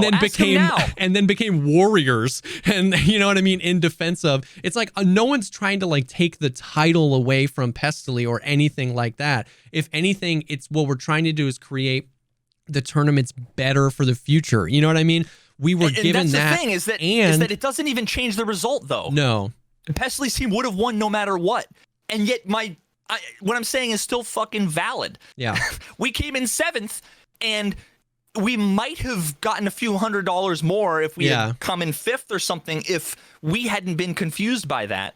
But it's just fucking shitty design. Yeah. And this is what blew my mind is that like and I don't know if the more information came out about this. As far as I know, there was an API, right? That when a task was completed, a bingo card got filled in, right? Like the Twitch Rivals guys weren't doing that. When I looked over at Team Landmark's bingo card, it was full. And then they pulled the tile back. So whatever. So someone's lying. Exactly. So whatever the hell you think you would have done in that situation, if you're Team Landmark and you look at the thing and you say it says 51 scavs killed and you look at your bingo card and it's full, you think you filled the bingo card. So even if there was, it's your fault. Exactly. It's your fault that you didn't do your abacus. You didn't have all the math yourself. Exactly. Even if it was written in bold print, if you frickin' bingo card is full and it's full first, Are we really gonna say that you shouldn't have thought you won? Like, so that was the thing that got me. It's like, yes, even before that, we can make really strong arguments that was a pretty poorly designed tile and wording and ruling and whatever. But even if it wasn't, the fact that their bingo card flipped over, like, it's just wild. I just, there's still people in chat saying, yeah, what do you want? What do you want? Yeah. Like, logic and reason. Yeah, and it's wild. A normal human being to look at a normal set of things and not be fucking either confused or under a misunderstanding. Yeah. I want to be able to make a rule and put the rule in front of 10 people and have everybody go, you know what? I get it. And then when I ask them to explain it, they all fucking explain it the right way. Yep. What do you want? Do you want raiders and scavs and bosses? I mean, that's a step in the right direction if the three numbers are there. And then also, like, tell me if they overlap. And then also, like, maybe tell me, you know, in what ways the numbers overlap. Or make it so that the fucking quest, like, make it so that it is tied to something that can be tracked, that isn't ambiguous. Exactly. You know? Like, imagine if the player levels on the dog tags were all question marks, and you didn't know. Would it instantly be better if you didn't know that it's like, okay, well, I've got 74 dog tags, but I don't know the levels. I just keep collecting them until the bingo card. Yeah. Like, I don't know if I killed this person and it was a scav or a player scav or the player scavs count. I don't know. All you could do is look at the number of scavs and it matches the fucking text on the little bingo card. Yeah. I don't know. It's just, it's so hard not to get, like, frustrated because all of the negativity is coming from people who didn't play in the tournament. You know what I mean? It's just like, bro, it should have been really easy to count exactly how many bullets connected to each of every other PMC's leg that you hit. Dude, like, if you can't count to 50, you don't deserve to win. Yeah, if you can count to 50, then you should be able to have counted all. How many bullets did you expend during the entire tournament? If you can count, like, it's just wild. You've got a 2.5% survival rate, and you really wish that you were relevant. So it's fine. Yeah. Damn, boy, yo, Jesse said it, not me. It's just funny, man. It's just funny to me. I didn't lose a single bit of sleep over it, man. Like you said, it wouldn't have changed our standing that much. Like you, it wouldn't have even changed the winner. You know what I mean? It just, if we're not there to provide feedback after the fact, like you played in both, wasn't this tournament like at least run in some ways better than the previous one? Like I felt like last time from a viewer's perspective, there were a lot more question marks at the end than just one tile. Like I felt like there were 7 of those. There were 7 things where like Pestily had to be like in DMs every time when loading into a raid asking questions about tiles. Well, no, here's the thing is that we should have been in DMs, but we thought it was less ambiguous, but not less ambiguous. Okay. Like everybody thought that we could use the scav counter to tell us the number. Yeah. But instead, because of the ambiguity, none of us went, or because of the ambiguity was ambiguous. Yeah. None of us were in the Discord. I mean, we could have asked at any time, but we didn't ask because we didn't even know that it was in contention. Yeah. Everybody just kept spamming in chat, Raiders and Scav Guards don't count. No shit. You can say that as many times as you want to say that. It doesn't make it any less clear. Yeah, exactly. That was my question. When a Scav kills number, is that what we're looking for? Yeah, that was my question too. It was like 379 all caps Raiders don't counts later. I was like, but do they, like, what does count mean? Just like what does count mean? Does it mean, are you saying they don't count for the tournament? Are you saying that they are not counted by the game? Because and so it was like Raiders don't count. That that doesn't Chat answer thought my they were question. They thought they were helping, and they were just making it worse. That doesn't by answer sitting my here question. It makes me have two confirmed more in- questions.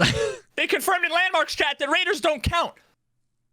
What does that mean? Yeah, like dude. these fucking clowns don't even realize how what they're saying doesn't help, and Yeah. they think like they've answered all the questions, and they don't realize And how fucking they are so clueless as to how clueless they are. Yeah. It's so sad. and you're like trying to read chat every 17 seconds between like, this is my last kit. If I die, I have no money to go into another raid. So I really need to serve. Raiders don't count. What does that mean, chat? Raiders don't count. Okay, but what does that mean, chat? Raiders don't count. And it's like, there's so much while more in the middle of a competition for money. There's so much weight on it.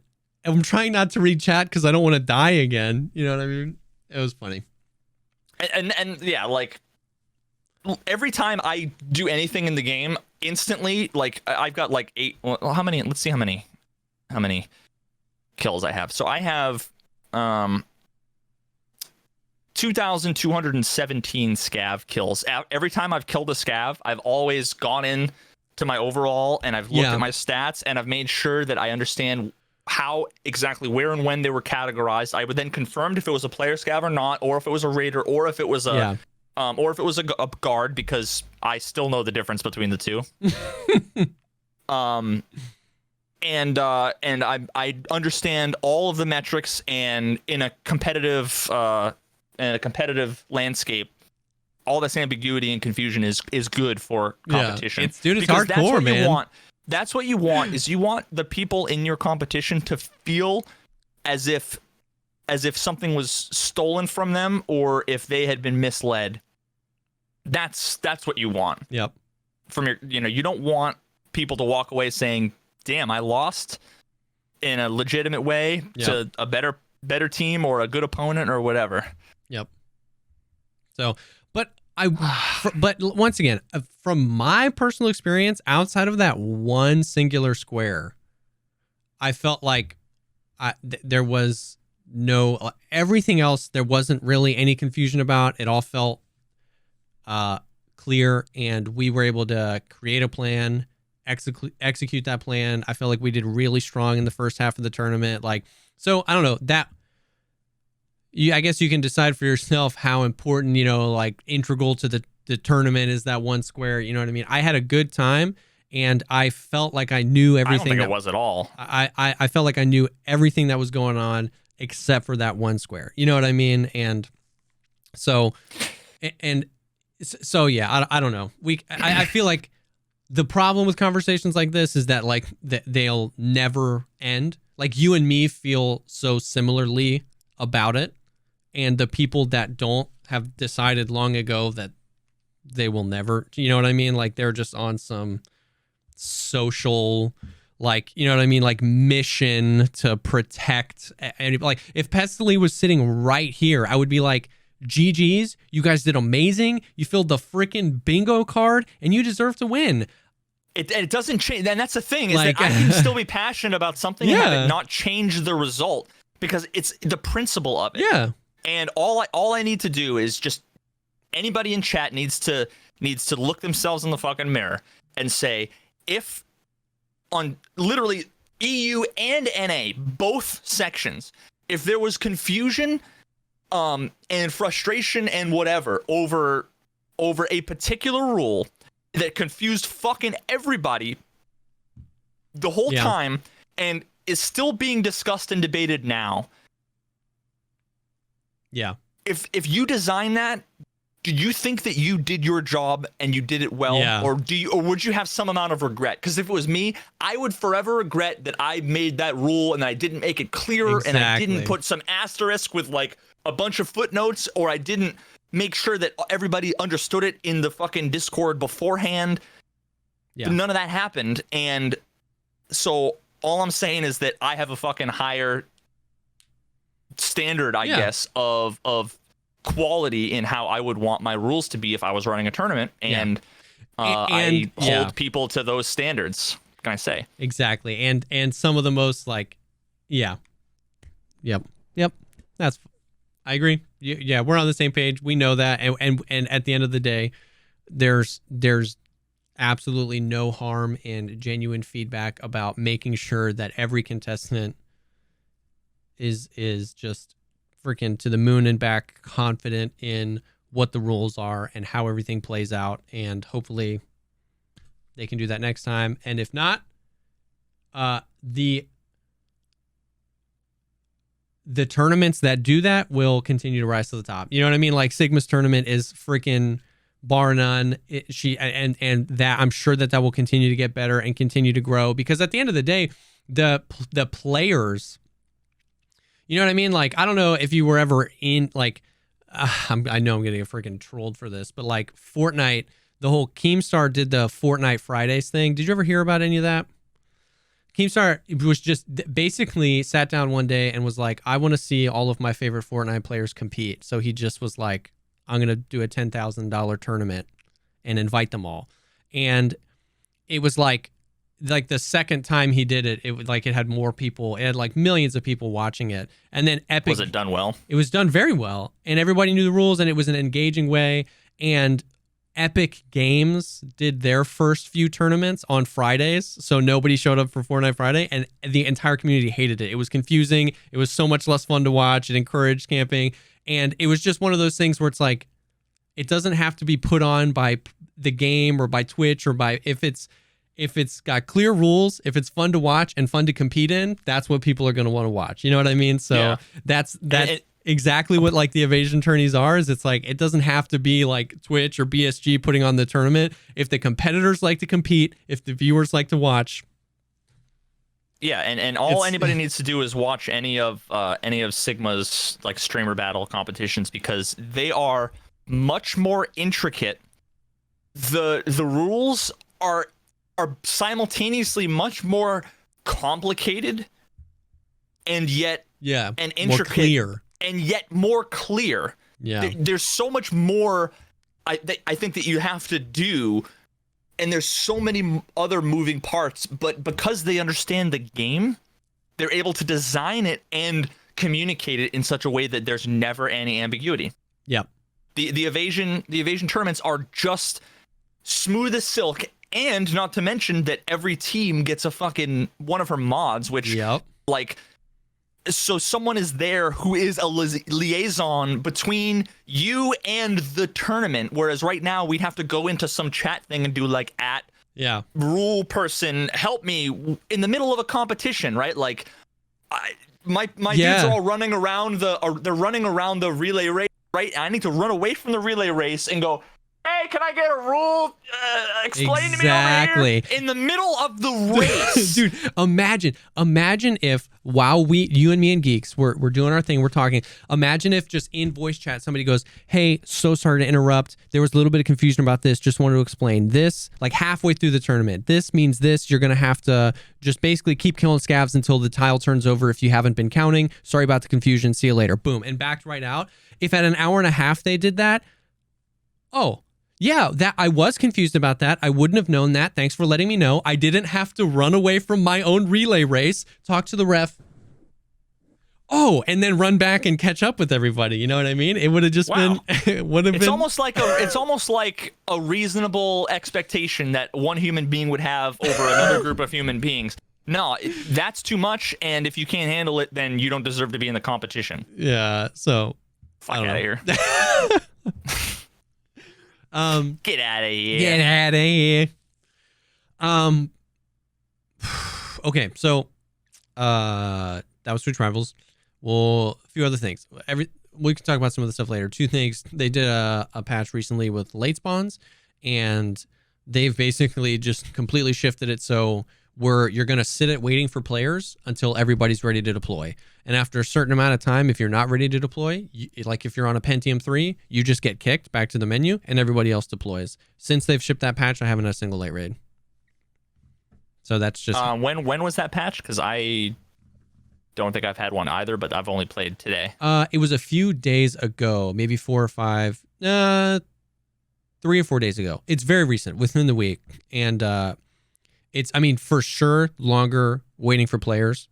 I mean, every raid has been like a few minutes longer, but that is the system. It's just like, we can't control how long it's going to take for X computer versus Y computer, but we're just not shipping anybody until everybody's ready.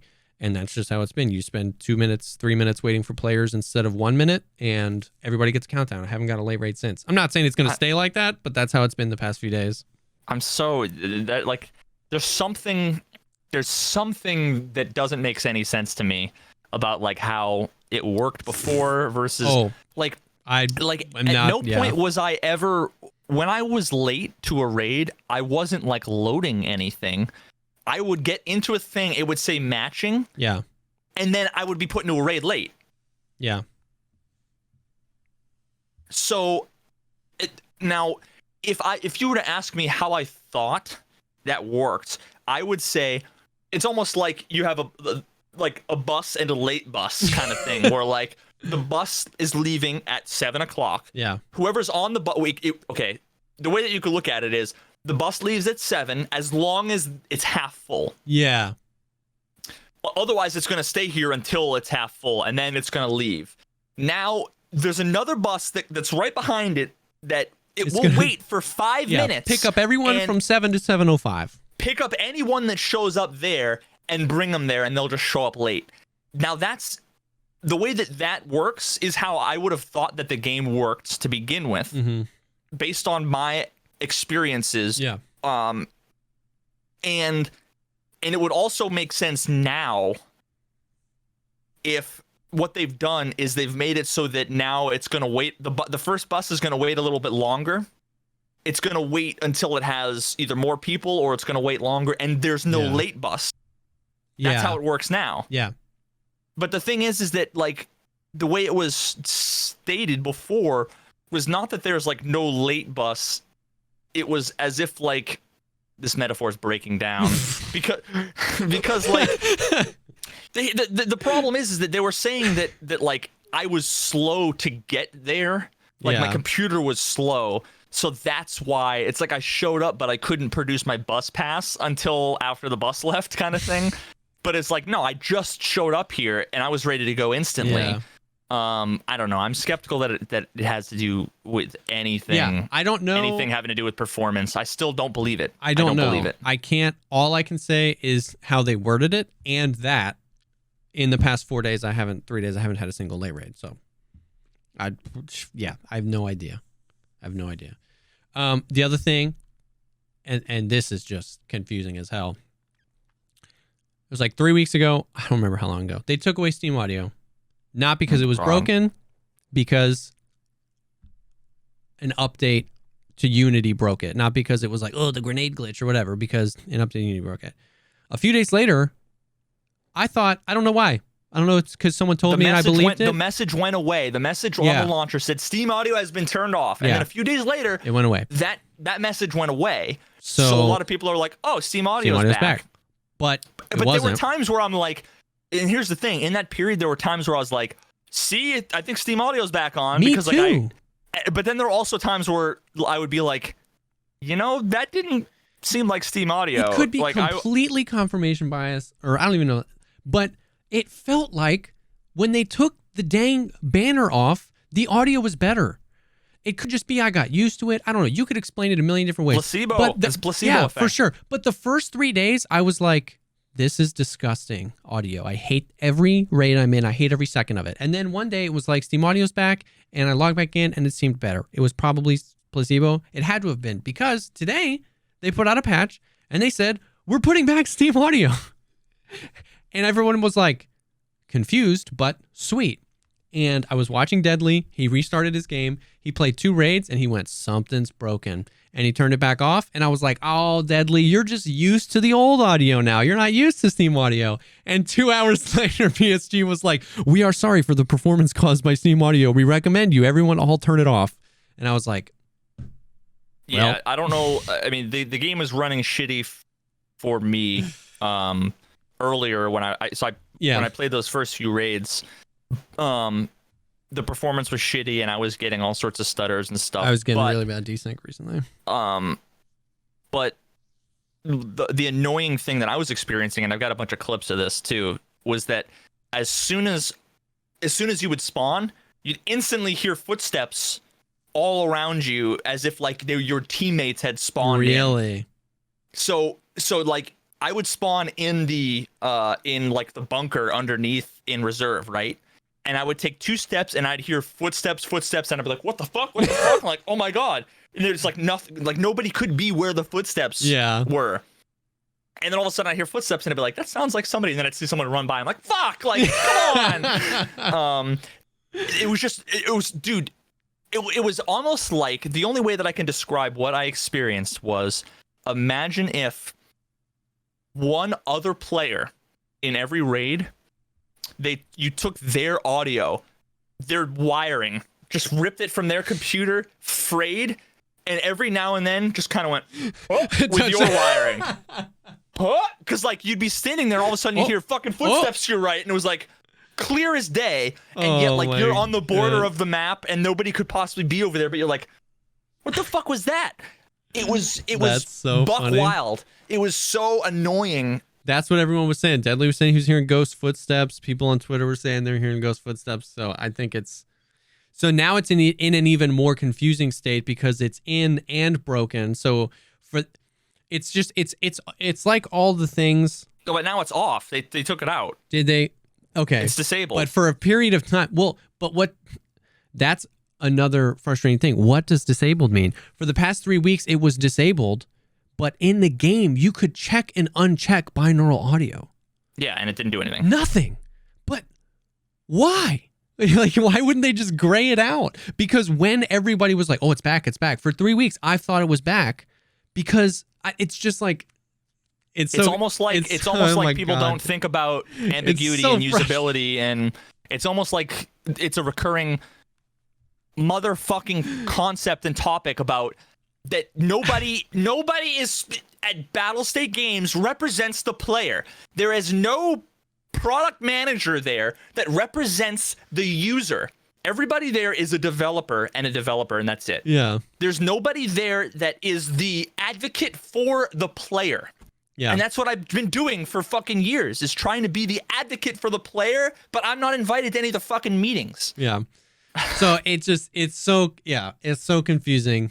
Because at least they reverted the patch, but I just don't. Yeah, I don't get why they wouldn't just like gray that option out. There's like 11 options in the There's like 11 settings in the options menu that are all grayed out and say not available in beta or whatever when you hover over them. So it's just begets more confusion because in 3 days somebody will feel like Steam Audio's back. They'll post a Reddit post about it, and you'll be able to check it and uncheck it, and placebo will take into effect. It did for me. I was 100% convinced it was back, or at least back in some way, shape, or form.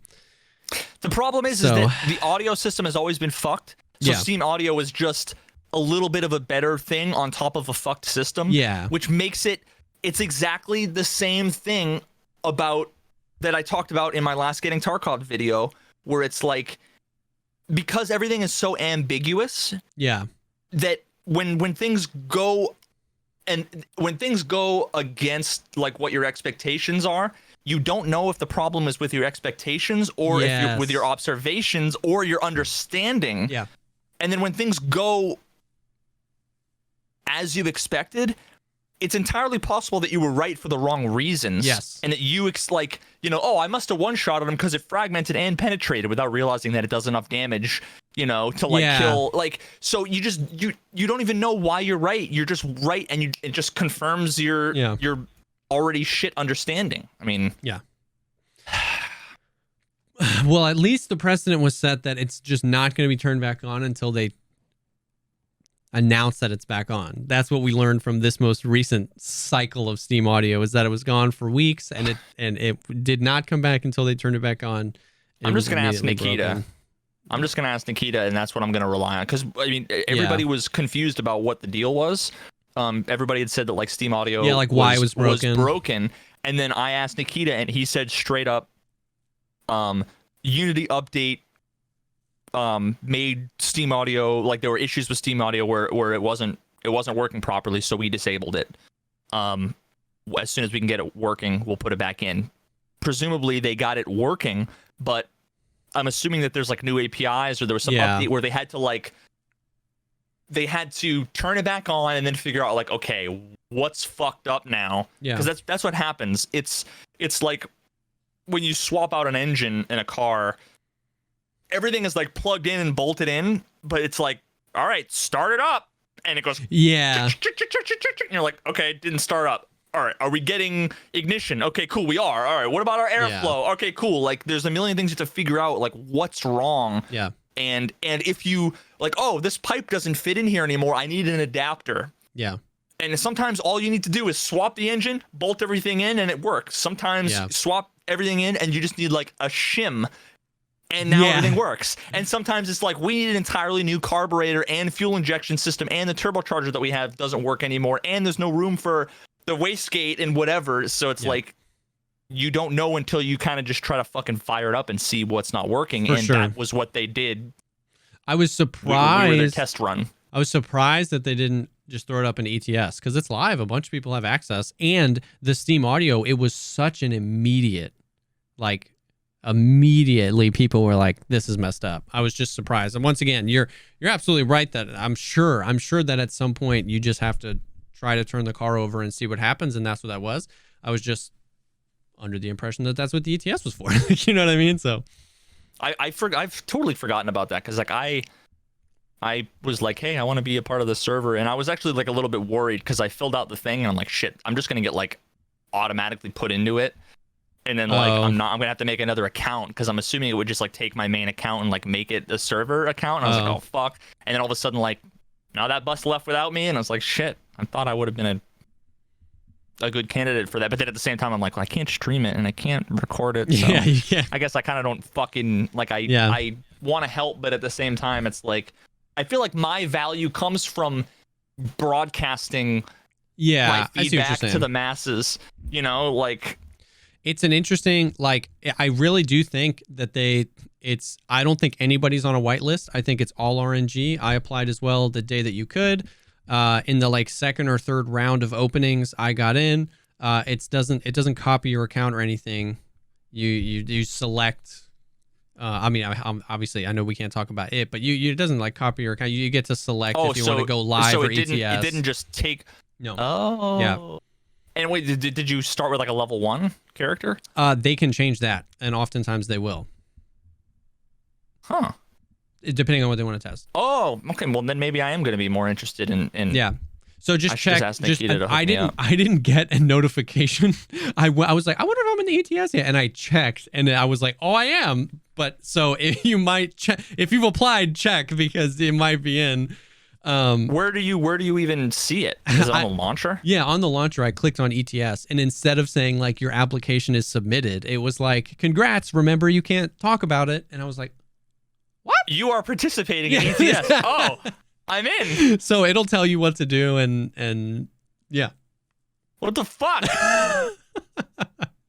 I didn't even know, dude. Dude, I mean, I could have been in for days before I knew, So yeah. But once again, so it seems like a good place to do that. I've only been in for a few days, and I don't know. I'm just excited. I know we can't. I don't want this to turn into like a but we can't talk about it. You know what I mean? But I've only seen a few things. I'm excited. Now that I'm in the know, dude, you can talk about it and we code. Yeah. I was in the Freemasons. I know how to talk in code. Okay, I can teach you. Wow. I really hope that they utilize it for things such as this, where they can turn it on, we can check if it's working, and it doesn't, like, you know what I mean? And we could have avoided the Twitter dumpster fire that was Steam audio today for 3 hours. You know what I mean? It could have been avoided. So, but yeah, I think that about sums it up. That brings us back up to what's going on. Maybe next week you'll have fleshed out a little bit what your next video is, and we can dive into that a little bit. But yeah, do you have anything else? That sound good? I don't think so. Yeah. Do you have any idea of if one would be better than the other coming first? Part of me thinks that that like the immersion and realism that applies to any game. Yep. So I feel like it coming before the open world, I feel like I'd want to talk about the open world and like, oh, VoIP, and be able to point back at like, I already talked about realism and immersion, and like, I think the natural progression would be to do the realism and immersion one first and then the open world. I don't know if we manufactured it by you and me talking, but at the end of the last podcast, there felt like there was some urgency around getting the open world one out before Nikita just like ships the patch. You know what I mean? Not the patch, but like, stamps the contract in the dev room and he's like, this is what open world is. And we were like, we gotta get this out. But I agree that I feel like when you were talking about open world, because that people are going to comment on that video and be like, the ability to go and get your own body back is so dumb because it's not immersive. You know what I mean? And you could talk, VoIP. You could, but the ability to die and enter into another raid is completely reasonable. Exactly. So it feels like it makes sense to like break that down for the community and then have that to point to before you do that. So like, I kind of agree with your thought there, but yeah, we were like, we got to get this out before Nikita stamps the thing, but who knows? That could be, he probably hasn't thought twice about that conversation you had with him since then. So I don't, I don't think it's a huge deal. Yeah. Ugh. I don't know. We'll figure it out. Come on, Veritas. It's not like these videos take 80 hours to make. Just freaking pump out 2 in a week. Yeah, it's not like it got demonetized before it was done processing. Oh my god, that's for like 14 seconds of the fucking butterfly effect. Eat shit. In an hour and 17 minute video. Yeah, because that your intention there was to obviously make money off of the butterfly effect. It wasn't transformative or educational at all. You were trying to make some money off of young Ashton Kutcher, and they got you. Admit it. I wanted to broadcast. I wanted to figure out a way to make it so that, like, I had been looking for a long time to be watching the butterfly effect for free, like to pirate it, and I couldn't find anywhere to do it on YouTube. So this was my way of getting it so that anybody could watch the butterfly effect, and they got you without having to like pay for Amazon Prime or whatever. Can't get past that algorithm, man. Actually, surprisingly enough, my estimated revenue, because right now the way that it works is that everything goes in escrow. Now that I've disputed it, so all the ad revenue goes into escrow. So if they have 30 days, really, they have 30 days to listen to my appeal and to either reject it or whatever. And I don't know, maybe if they don't do anything, I think maybe I'll win. If they do something, then I guess it depends. It depends. Yeah. But surprisingly enough, I already have $170 in estimated revenue. That's actually really fucking good. That is good. I'd be interested on the nerd side of things. I'd be interested if you see a rise in your like CPM on those longer, more educational videos. That is a really good question. You know what I mean? Yeah. CPM and RPM. I wonder if they trend up for videos like that. I know YouTube likes long videos. RPM is 5, CPM is 11 and change. Now let me go ahead and look. Yeah.